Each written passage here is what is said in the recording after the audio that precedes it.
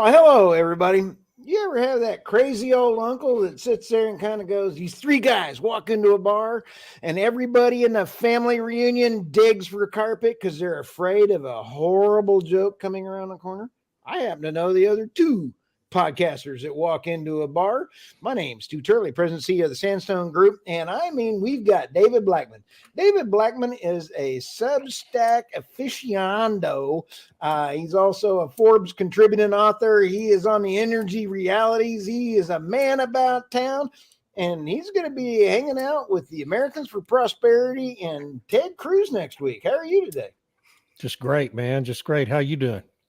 If I couldn't be any happier. Holy smokes, Batman. You're trying to use 6-syllable words here, Stu. That's a new thing for you. Uh-oh. Aficionado. I learned it from you and your podcast that you just were on. Hey, and then we have R.T. Trevino. He's one of them big dogs over there at Pecos Operating and Trevino Family Resources. And he is the host of the Crude Truth podcast.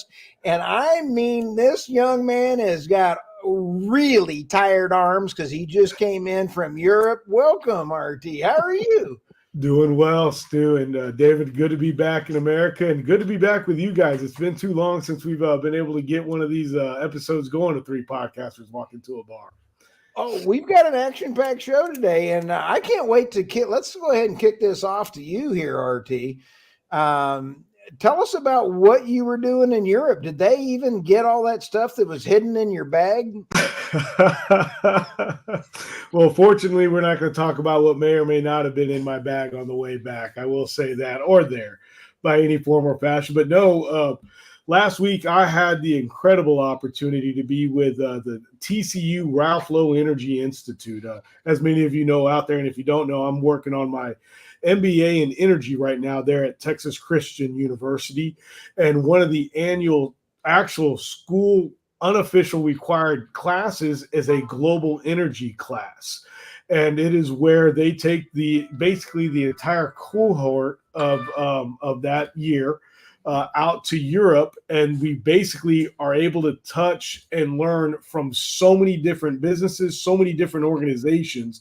And basically it's a whirlwind of a jam-packed week of just meeting with companies like Total, Lloyd's of London, Standard Chartered, and then, of course, great groups like the IEA and even the European Commission. So we had meetings and presentations with all these different groups. And I tell you what, if anybody's ever looking for a school to go to and looking to dive more into energy, there's my shameless plug for TCU, the Ralph Lowe Energy Institute, headed up by Dr. Ann Blunzer over there.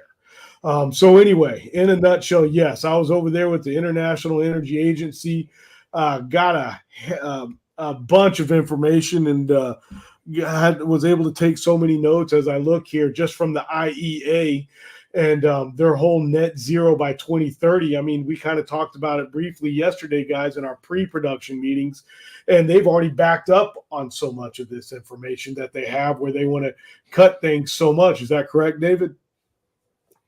Well, yeah. I mean, and of course, the EU is not alone in that. I mean, other countries are having to regroup as well as all this stuff is failing. I'll be nice about the IEA and not say anything bad about them, but a lot of governments in Europe, national governments, and the UK, not just the EU, but also the UK, have begun backing up on their targets for EV adoption, for emissions reductions, as we see the chosen industries that they're trying to force on everyone, electric vehicles, solar, and wind, can't do the job that they're supposed to do and aren't going to be able to do the job they're supposed to do. So I think we're just getting started with the retrenchment on all this. But the other side of it is what's happening now in the U.S., probably more than anywhere else, is a bit of a panic setting in. And we're also seeing the government's pushing all this, coming down with increasingly draconian regulations on their economies that are going to cause an untold amount of damage here The Biden administration has alone, in 3 different regulations issued this month, the month of May, published more than 1 million words of new regulations on the energy sector just in this month alone, as they try to beat the deadline before Election Day. So Wow. the long-term damage of all this is going to be pretty severe. That kind of goes back to where they even just, cut out stop the construction permits for any new LNG permits. People are saying, hey, it's not a big deal, but it really is. When you figure, we were there again, and we even had an opportunity to meet with Shell. And the natural gas that we're providing now to Europe as a whole is so important because of the Ukraine war against Russia, that the fact that we're not able to get that to our allies is a big deal. And what other people don't understand is how important, just one ship that might get stuck somewhere, not even attacked, will affect basically that butterfly effect and affect so many different things. Yeah. That was one thing that I was really looking forward to and that we talked about. And one of the other great guys that's there is name's Dr. Tom Bates. And he has a great class called Energy Macroeconomics. And one thing we did in his class was study the IEA 2023 and 2024 reports on what they're saying. And, their data really was pre the Russian invasion, which I thought was interesting. And so I look forward to hearing what they have for 2024 and 2025. But, there's so many things that the IEA is doing over there where they have these government influences, and also they're using influencers to really try to go into this net zero thing. And that, that kind of goes back to the whole LNG permit, where you had a professor that was an influencer, not a person of influence like a, Harold Hamm or an Alex Epstein, but just some other professor say something and boom, just like that, the LNG permits were cut. So, I do kind of worry about sometimes where they do get some of their information, but it is always good to dive into it and look at both sides. Oh, absolutely. Yeah, absolutely. Here's my Oklahoma politicization. State. Thank you. What David just said. What David said is really a problem when you take a look at these big agencies that become politically involved. The EIA has become a Democrat talking point in being able to manipulate data. Did I just say that? Yes, I did. They are manipulating the data to manipulate the markets in favor of the Democrats. I'm accusing them of that. And the IEA has done the same thing. Excuse me, this is President Biden calling up. Sorry. I think it's Jennifer Granholm. Yeah, here it is. Watch this. I do have this day. Hey, guys. President Biden did speak the truth just a minute ago. Hang on. By Trump. How many times does he have to prove we can't be trusted? In a sense. Sorry. I had to throw that out there. He did not say that, did he? He did say that. He did. Yeah. And then what about the one where we're talking about the re-election? I saw it was all on Twitter about we can't be reelected. Vote for President Trump. Like, did he really say that? Yeah, he had some slip like that too. Yeah, I mean, they can't even trust him to read the teleprompter right anymore. When are they going to? I mean, just flat out call that elderly abuse? I mean, when are they going to do it, guys? There, I said it. RT, I'll tell you, Dr. Jill really is despicable from the standpoint that it is elder abuse. This man does not need to be anywhere near the nuclear button, let alone finding a diaper. Well, Did you see the clip last week? Did you see the clip last week? And I'll shut up. He was making a statement in the Rose Garden. I can't remember what the event was, but he finishes reading his teleprompter, and he turns around to go, and the podium's just right outside the Oval Office, maybe 30 feet to the Oval Office. And he looks around. He doesn't know which way to go. This is the Oval Office where he supposedly works every day for the last 3 years. And a Marine color guard had to come up, grab him by the arm, and escort him to his own Oval Office, 30 feet. Couldn't even find his way back to the office. I mean, this is how this guy lives every day of his life. And this is our president. Do you guys think he was juiced up, as Trump is alleging in the last one? I know this is.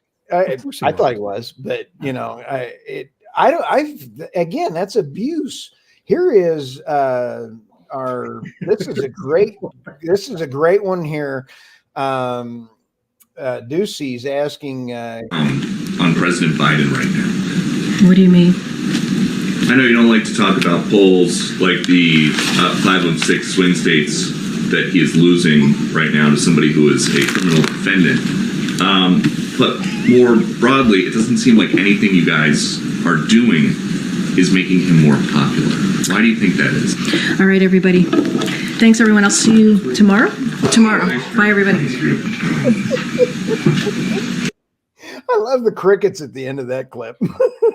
Emmy Nemeth has a point here, and she's right. Bloomberg has begun polling Kamala versus Trump and finds that Kamala polls even worse versus Trump than Biden does. Wow. So that came out today. Man, I want to say thank you so much to Tammy to be on this. Thank you, Tammy. Be on right now because she lives in the UK. And so, you know, hopefully if I'm saying anything wrong, and one, I definitely invited all of the cohort that I'm a part of. And by the way, that cohort that I'm a part of is, you ever want to talk about being the dumbest person in the room? You know, I know, Stu, you joke about it, but that's definitely me with this cohort. They are so brilliant and so smart. But I'm glad. You know, we should have thought to invite Tammy. Yeah, we should have invited Tammy to join us on this episode since we're I think talking so. about Europe. Didn't even think about it.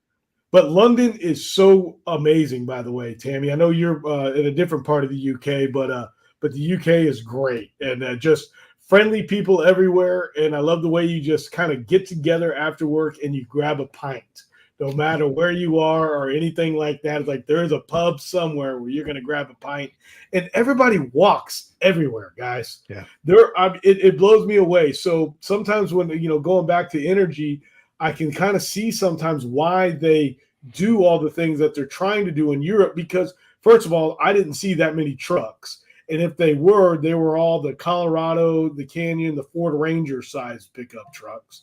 And everybody else is just walking everywhere to where, you know, walking 2 to 5 miles a day is nothing. In fact, one of my cohorts, they tracked like 25,000 steps just in the first day that we did. And that translated to like 14 miles. So let's just cut that in half. We walked 7 miles the first day all around. And I mean, so a lot of people walk. And so I get it where they sometimes, again, people don't use the transportation the way we do. You know, they see a 45-minute walk is no problem. Like we see a 45-minute drive from Dallas to Fort Worth is no problem.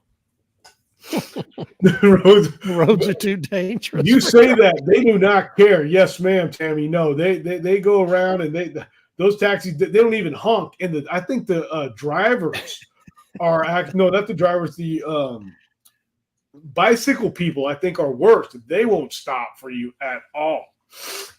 Oh man. So it's a lot. RT, is Courtney Slick one of your classmates?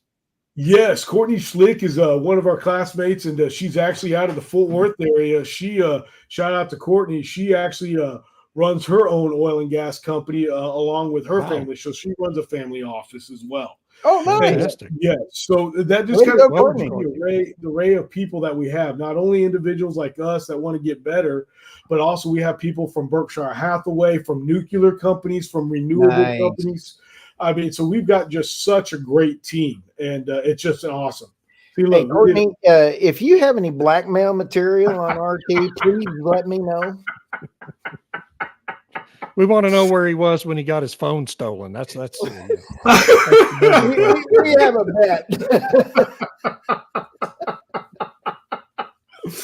Oh man. But you know, another thing I want to highlight as I try to pivot away from my phone is a group called the EPPA. And do what now?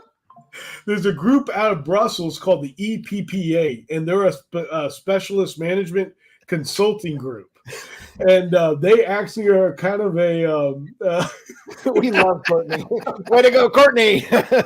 Should have asked Courtney to join us. Yeah, that would have been good. yeah, I definitely invited everybody to at least jump on in some form or fashion, because I'm telling you, this cohort is great. But I wanted to say a special thank you also to Professor Vasil Mihoff. He introduced us to a group called the EPPA out of Brussels, where I didn't know this. Brussels is actually the capital of Europe there in Belgium. So that was something I did not know. But this EPA group, they really work with a lot of these government groups, and it's almost like a government watchdog group / lobbyist group for other companies to work with the European Commission and Union. And everybody told you. Oh, this is degenerating fast, folks. I told you the bikes are no joke. Wow. I've seen videos of people getting slammed in the crosswalks, but I did not realize it was, I just thought it was like a once in a while thing. I didn't realize that there's extra bonus points. No, it is no joke what they do with those bicycles, man. No joke. Wow. Oh man, but no, I recommend anybody again to definitely take a look at a TCU with their Ralph Lowe Energy Institute, and anything there at the Neely School of Business. Their MBA program, in my opinion, is second to none. Oh man, but no, let me finish this shameless pitch real quick for the EPPA. Dr. Vasil Mihoff, who's a professor of ours, Right. had us the opportunity to go work with sit down with the EPPA, and it was very nice to see a group that challenged the EU and their findings, and brought it to their attention. And their team is actually headed off by a lovely lady named Magdalena Mihoff, and she's a managing partner there. So they are right there in the thick of it, just working hand in hand with other companies, working on legislation, working on regulations to really help kind of bring down the EU's, pie in the sky and go, all right, guys, this is what y'all are trying to do. This is what we can do. And so you do have some very smart individuals, all across the world, and Europe. I tell you what, if that doesn't just show us who our allies are by Europe and France, and London or Britain, I tell you what, it's been awesome. And one other thing I will say about the trip, I thought it was humbling and belittling at the same time. Humbling because, again, we have these big old pickup trucks. We don't think about anything. We just kind of use here in America. And belittling because we're so young as a country compared to France and Britain. Yeah. I mean, there's a glass company in France that not only provided the glass for the Palace of Versailles, but then it also did it for the pyramid at the Louvre. That's over 400 years old, this company is. And I mean, we're barely 200, we're not even 300 years old here in America. I was there. You were there when the pyramids in Egypt were built, weren't you? Yeah, me and Moses. Yeah, you and Moses. Yeah, y'all were right there, huh? So are you going to give us the secrets on how the pyramids were actually built, or what, Stu? It's all around water. Yeah. Okay. The ducks and all that, huh? Oh yeah, and then the electric cows that we're going to be talking about with AI on Monday. The solar panel cows. Oh yeah. You talk about cows. I just another terrible shameless plug. I just released a great episode of my show, The Crude Truth, with Sarah Phelan, who is an agriculture advocate. How she's fighting for. I thought you said Sarah Palin. I was expecting a bridge to nowhere. No, Phelan, F-A-L-E-N. And she is advocating for ranchers and farmers across America because of all these new laws and rules and regulations that are coming into play, that they're basically trying to cut out our food sources without us even knowing it. There's one regulation called the 30 by 30, where the Biden administration is trying to basically capture an additional 30% of federal lands that they can never use for farming and agriculture and things of that nature. Rights, yeah. And it also has to do with water rights on that 30%. And 30%, is a lot. That's a chunk. And so she's fighting for this to stop, and also fighting for these ridiculous methane rules with the cows, for goodness sakes. I mean, I just picked up fresh beef yesterday from a good friend of mine, Birchie Cattle Company out of Weatherford, Texas. And I didn't see anything but green pastures and some healthy looking cows. So I don't know where the issue's going on with this, guys. Well, the World Economic Forum said they're going to take down the food, they're going to take down the internet, and they're going to take down the grid. I didn't say it. They did. So if you want to know what's coming Yeah. to our farmers in America, there's a wonderful show on Amazon called Clarkson's Farm. Okay. And it is based in Britain. Jeremy Clarkson, the famous host of Top Gear and former host of So You Want to Be a Millionaire there in England, has a farm in a rural part of England. And it is a wonderful show. They filmed 3 seasons of it. It shows you all the things British farmers are having to go through now. All these requirements from the government, restrictions, can't even build roads on his own farm anymore. Can't open any kind of side business to actually try to make some money, because the farming operation doesn't make any money. And that's all coming to the United States. As we've seen over the last 30 years, everything that starts in Europe is going to come to the United States a few years later. Okay, it's just a matter of a little bit of a time delay. So if you want a good tutorial on what's about to happen to farmers in America, just go binge watch those 3 seasons of Clarkson's Farm, and it'll scare you to death. Wow. It's a great show, by the way. Started doing it, and I just want to give a shout out. Here's Tammy Nemeth. We've missed, I think, another one of hers. Here is her the 30 by 30 rewilding. There's the EPBA team. Yeah. There's her comment, and then here's this one. The same as EU and Canada, the 30 by 30 rewilding and preserving land and water for nature, for not people. The World Economic Forum said they're going to go after the water. The water is going to be a next big issue, and we're seeing that in the water fights and legal things that you just mentioned. I want to give Courtney, she just sent me an email with a bunch of pictures. RT, she's a jewel. You need to be nice to her. Unbelievable. So, and thank you for saving her life there. Oh man, but what's going on out there is just amazing, and that is funny. It's like everything that's in Europe comes here. The one thing I don't see coming here is the condensedness. I mean, when you look at the way everything is built in Europe, it is all close by. I had dinner with one gentleman one evening that actually rides his bike 30 miles into town every day. Another guy will guy goes, no problem, an hour and a half drive every day. And I'm like, wow, that's a lot. But the funny part is sometimes, traffic can get so bad between Dallas and Fort Worth that it might take an hour and a half. And I'd rather be on a bike, guys. I'm all in. And but no, it is slowly headed this way. I can see it. It would be nice if we could all just be able to get along at the end of the day like they do there and have a pint. I will say that. I had this beer. We got bars. We got bars. You can go get a beer. We got bars. They had pubs, and it's a total different thing. I get it. It's totally different. It's totally different. What's the difference?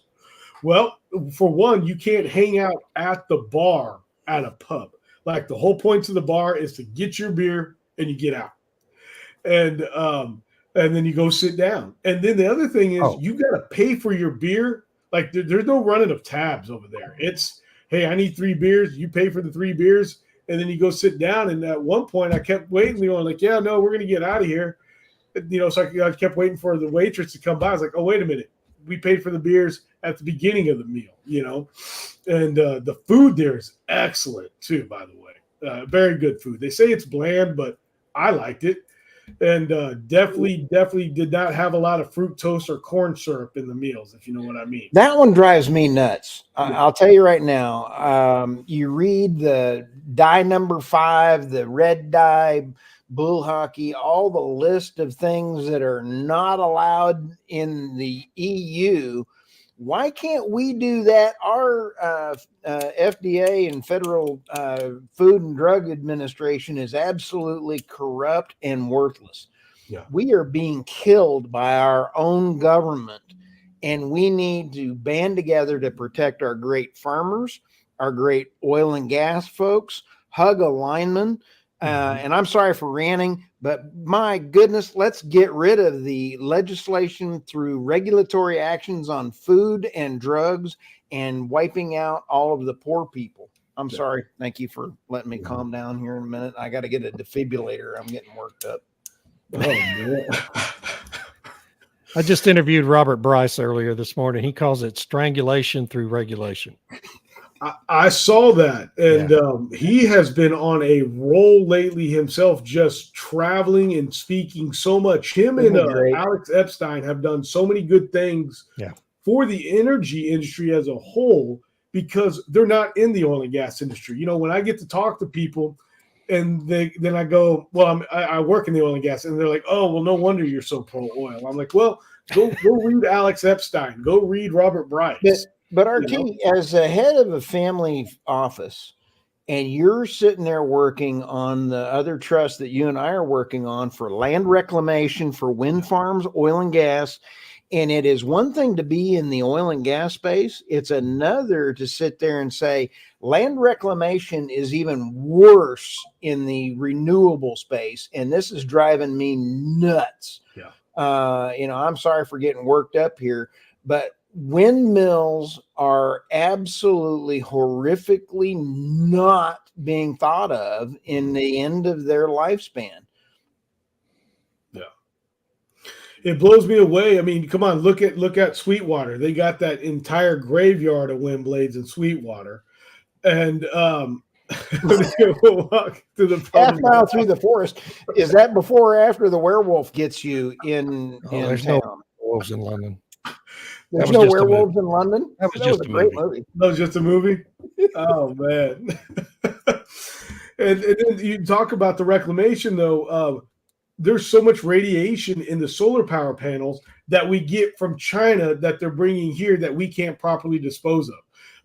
You know, there's special ways to properly dispose of. And Stu, as you're saying, that's one of the things that we're working on this reclamation, is to be able to take these solar power panels, because remember that horrific and God bless Houston right now for all the stuff that's been going on from I heard I missed the big storms down there last week, and I was going to talk about the hailstorms that wiped out that entire solar power field a couple of months back.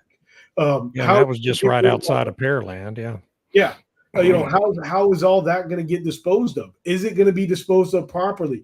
Is the government even worried about that kind of stuff? Because I know when we had a spill, they're worried about how we're getting that cleaned up ASAP. I hope they're worried about solar power panels the same way. Today is Thursday. This is going out on live on the Crude Truth YouTube. It's going out on the Energy News Beat and David Blackman's YouTube channels. It's going on LinkedIn, Twitter, all these live places. We're at 107,819 people that are still without power in Texas because of that storm that happened a week ago, Friday or Thursday. It was 6 days ago. It was last 6 Friday. days ago. Yeah. So you sit back and take a look, and we were at 1.2 million people without power on last Friday. And then it went down to about 700. And then it went, I have it on my tracker here, and I watch how many people around the world are without power. Mm-hmm. And it's a significant issue. My advice to folks is be prepared, because for either man-made or natural disasters, I'm not trying to be a conspiracy theorist like everybody accuses me. Like, all right, they are real. Sorry. 1 week is the difference between a conspiracy theory and reality anymore. Sorry. But be prepared for a small generator, a small thing, a 72-hour bag, water. Be prepared to be a light in your own neighborhood so that you can help your neighbors in any natural disaster. Take a little bit of extra steps. That's all I got to say. I like that. I like that. And the difference between a prepper and somebody else is as long as you're prepared, you're not a prepper. That's what I heard. Amy Robinson told me that. Wow. One time. I like that. If you're prepared, you're not a prepper. All right, but I'm a psychotic. What does that mean? I don't know. You're a Speaking of Democrat. that one LinkedIn deal you did the other day where it goes, if you can read this, you got mental issues or something like that. That was a good one, Stu. I laughed at that. I was like, I don't know if it's good that I can read it or not. I think Courtney has David another Blackman comment. responded to that one. It was a cognitive test. We were there. Okay, having a Courtney's meeting. for our podcast listeners. I'm going to read this from Courtney. Courtney's a great young lady out there. The overregulation topic was very interesting, and we were there having the meeting with the EPPA right there. The European Commissioner was a great comparison. They were pretty polarizing views. Nice. Yes. No, the views were very different. And like I said, when we went into the EU for our afternoon meetings, and it was a long day on that Tuesday, I will say that. The EU and the European Commission was definitely, sunshine and daffodils. They were showing us the models on how they were hitting the targets based on the data manipulation. And of course, just an hour and a half before that, we were with the EPPA going, here's where the numbers really are. This is what's going on because of Israel, because of Ukraine, because of the lack of natural gas from America. I mean, it was just night and day comparisons. Way cool. Hey, we got about 2 more minutes. RT, last thoughts for you. Oh, man, I just want to say thank you to Tammy and Courtney and everybody out there who's watching this live episode. And again, I want to do a shout out to the TCU Ralph Lowe Energy Institute for the opportunity. Dr. Ann Blunts are over there and her team with Tom Singh, Jennifer Floyd, Meredith O'Brien. Just thank you all very, very much. Tom Bates. And even the great Dr. Ed Ireland that I always enjoy talking with. He's a cool cat. He's a very cool cat. He used to be part of it a long time ago. Is the only reason why I mentioned him. And he's also somebody that said I got to go on that trip. And so thank you all very much. And again, as David said, what's happening in Europe always seems to trickle its way to America. So we just have to, keep that in the back of our mind as we continue to have our legislation done through regulations in America, and that's not cool. It isn't really the way the government's supposed to work. Yes, go Frogs, Courtney. Yeah, absolutely. Yeah. TCU is a great school. Yeah. Kudos to everyone for doing that, and keep up the great work over there at TCU. I love it. And David, last words for you. Thank you to Tammy Nemeth for tipping me off to that California implementing a mileage tax on their car owners story. That was a great story. I did an energy absurdity of the day on that. Wow. Was that this one, David? That one? Yeah, that story right there. Yeah. Isn't that great? We love Tammy and Irina Slav and everyone else. Yeah. And David, you're at the Blackman at Substack.com. Is that correct? Blackman.substack. Substack.